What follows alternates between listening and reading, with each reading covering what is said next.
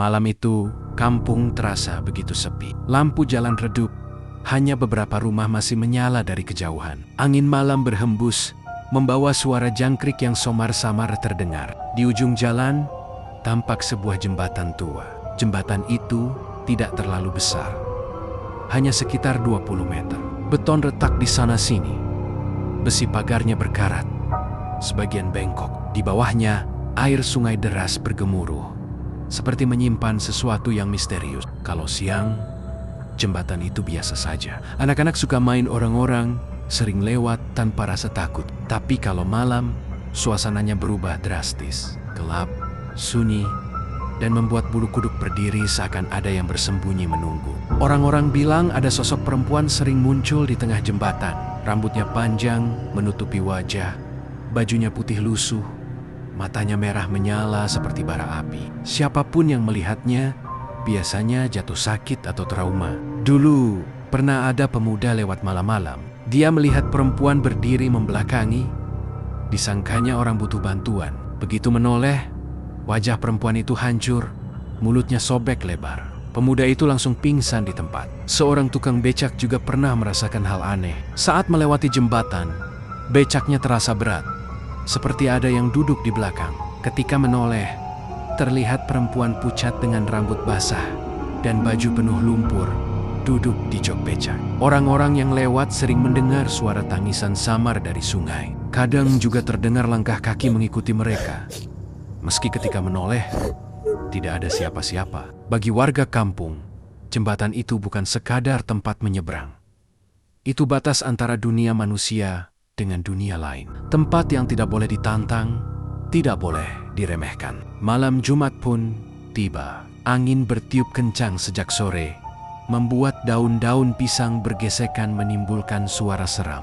Beberapa warga memilih menutup pintu lebih awal. Lampu rumah dinyalakan terang, seolah cahaya bisa menangkal roh-roh gaib yang dipercaya berkeliaran. Suasana kampung terasa tidak biasa, seperti ada sesuatu yang mengintai dari balik gelap. Di warung kopi dekat balai desa, Rio dan dua temannya nongkrong. Rio terkenal sok berani. Dia menertawakan cerita hantu di jembatan keramat. Fajar terlihat ragu, sementara Andi ikut penasaran. Beberapa warga yang mendengar hanya melirik dengan wajah serius, enggan ikut perdebatan. Rio dengan suara lantang menantang, "Malam ini kita buktiin aja. Kalau memang ada hantu, kita lihat bareng. Kalau nggak ada, berarti cuma mitos." Andi mendukung, sementara Fajar sempat menolak, tapi akhirnya ikut karena penasaran. Rencana mereka lewat jembatan jam 11 malam. Jam 10:30, mereka bersiap. Rio mengenakan jaket hitam, menyalakan motor. Andi datang dengan semangat, sedangkan Fajar paling gelisah. Wajahnya pucat. Rio mencoba menenangkan, menepuk bahu Fajar sambil tersenyum tipis. Motor melaju menembus jalan kampung yang sunyi. Anjing-anjing menggonggong dari kejauhan. Udara semakin dingin. Lampu motor menjadi satu-satunya cahaya, membelah kegelapan pekat. Menjelang jembatan, suasana makin aneh. Jangkrik berhenti bersuara. Angin mendadak hening. Dari kejauhan, jembatan tua itu terlihat gelap total. Lampu jalan padam, hanya bulan samar menyinari. Bentuknya menyerupai mulut hitam yang siap menelan siapa saja. Begitu memasuki jembatan, hawa dingin menyelimuti tubuh mereka, menusuk tulang. Di tengah jembatan, mesin motor tiba-tiba berebet lalu mati. Lampu motor padam, menyisakan gelap gulita. Dari ujung jembatan, samar terlihat sosok putih berdiri. Rambut panjang menutupi wajahnya, gaun lusuh berkibar. Sosok itu tidak berjalan, tapi melayang perlahan ke arah mereka, disertai suara tangisan lirih terbawa angin. Ketiga pemuda itu terdiam membeku. Sosok putih makin jelas terlihat. Rambut panjangnya menjuntai basah seperti habis dicelupkan ke sungai. Gaunnya robek-robek, penuh noda lumpur. Suara tangis lirih terdengar semakin dekat, membuat bulu kuduk mereka berdiri. Fajar gemetar, menggenggam erat lengan Andi. "Erik, itu beneran kan? Gue nggak salah lihat kan?" Suaranya bergetar. Andi tidak menjawab, wajahnya kaku. Bola matanya terus menatap sosok itu yang kini hanya berjarak beberapa meter. Rio mencoba menyalakan motor dengan panik. memutar kunci berulang-ulang, tapi mesin hanya berderak. Sosok putih itu berhenti tepat di depan motor mereka.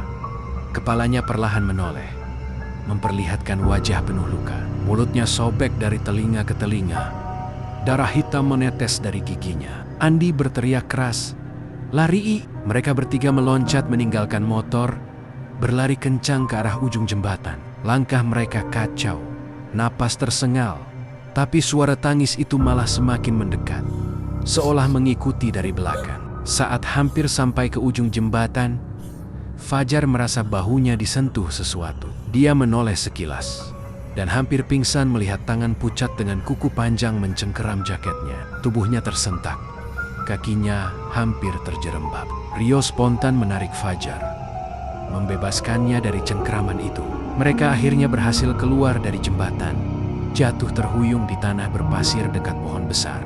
Napas mereka memburu, keringat dingin bercucuran. Tapi sosok itu masih berdiri di tengah jembatan, menatap dengan mata merah menyala. Tak ada yang berani bersuara. Hanya suara deras sungai di bawah jembatan yang terdengar. Perlahan, sosok putih itu menghilang, ditelan kabut, meninggalkan ketiga pemuda dalam ketakutan yang membekas di hati mereka. Setelah berhasil kabur dari jembatan, Rio, Andi, dan Fajar tidak langsung pulang ke rumah. Mereka memilih berkumpul di pos ronda dekat balai desa. Nafas masih tersengal, wajah pucat, dan mata mereka tak lepas dari arah jembatan yang samar terlihat dari kejauhan.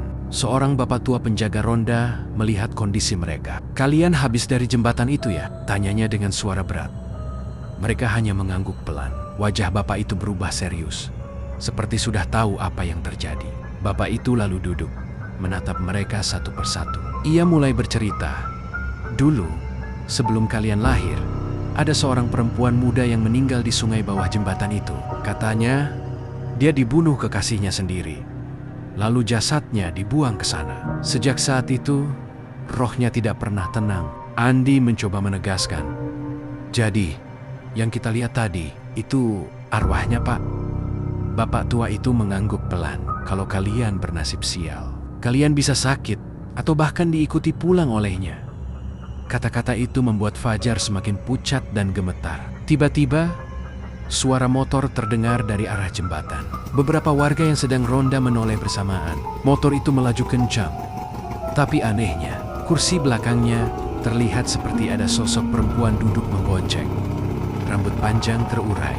Motor itu menghilang begitu saja di tikungan, seakan menembus gelap tanpa arah. Semua yang melihat langsung terdiam, wajah pucat.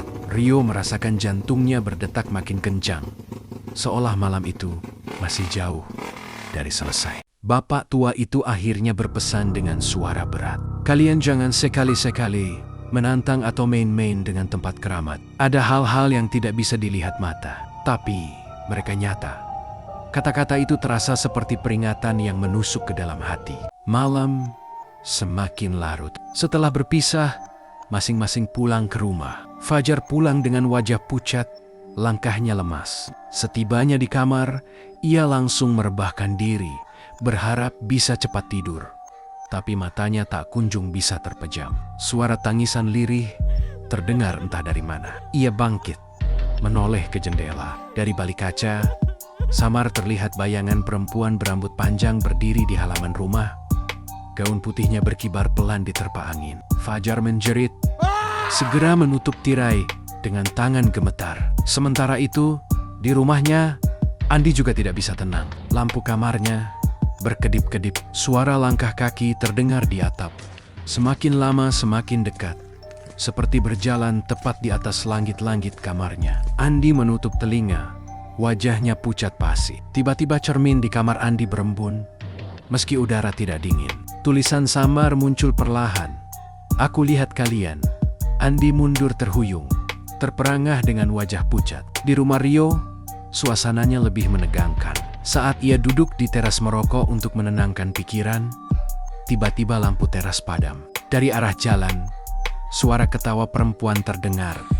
Lirih, tapi jelas, membuat bulu kuduknya berdiri. Rio memberanikan diri menatap ke depan. Samar terlihat sosok putih, berjalan pelan di tengah jalan desa. Semakin diperhatikan, Sosok itu mendekat, namun kakinya tidak menapak tanah, melayang perlahan. Ketiganya, meski di tempat berbeda, merasakan gangguan yang sama di malam yang sama. Seolah hantu perempuan itu tidak hanya menghantui jembatan, tapi kini juga mengikuti mereka pulang. Keesokan malamnya, Fajar jatuh sakit. Tubuhnya panas tinggi, wajah pucat, matanya sayu. Ibunya panik karena Fajar terus meracau, menyebut perempuan di jembatan.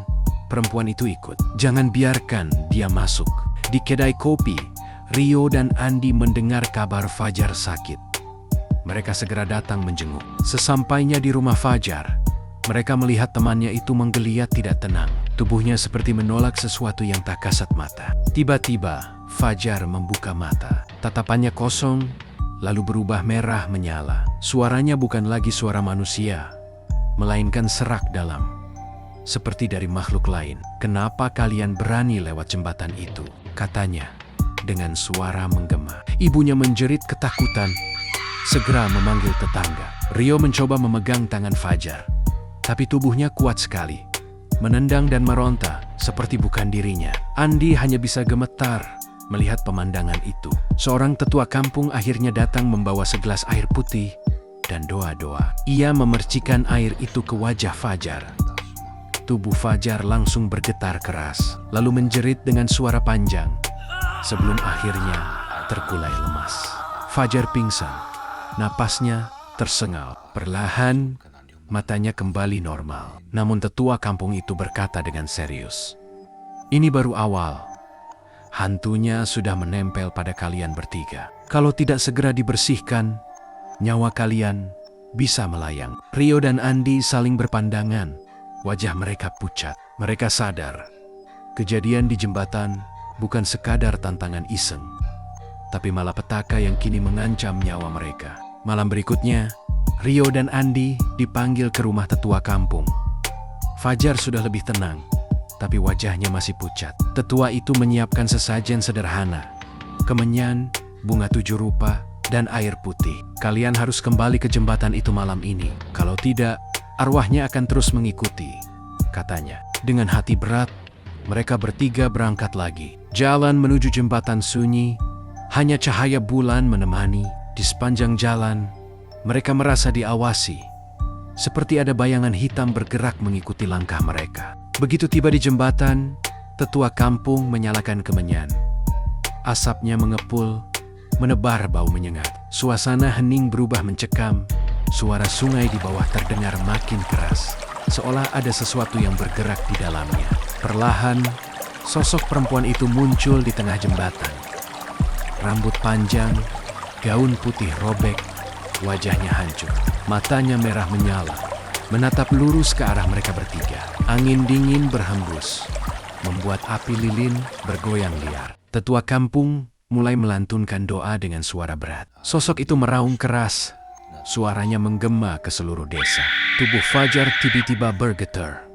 Matanya hampir kembali merah. Rio dan Andi berusaha menahan tubuhnya agar tidak terjatuh ke sungai. Dengan tangan gemetar, tetua itu menyiramkan air doa ke arah sosok hantu. Sosok perempuan itu menjerit panjang. Tubuhnya perlahan menghilang bersama asap kemenyan, lenyap di telan kabut malam. Setelah beberapa menit, suasana kembali tenang. Hanya suara sungai yang terdengar. Tetua kampung menatap mereka serius. "Kalian sudah selamat, tapi ingat, jangan pernah lagi menantang tempat keramat." Rio, Andi, dan Fajar terdiam, menyadari betapa mahalnya harga dari keberanian bodoh mereka. Malam itu berakhir tanpa gangguan lagi. Namun sampai sekarang, setiap orang yang melintas jembatan keramat tetap merasakan hawa dingin menusuk. Seolah ada mata yang mengawasi dari balik kegelapan. Misteri perempuan itu mungkin sudah reda, tapi tidak pernah benar-benar hilang.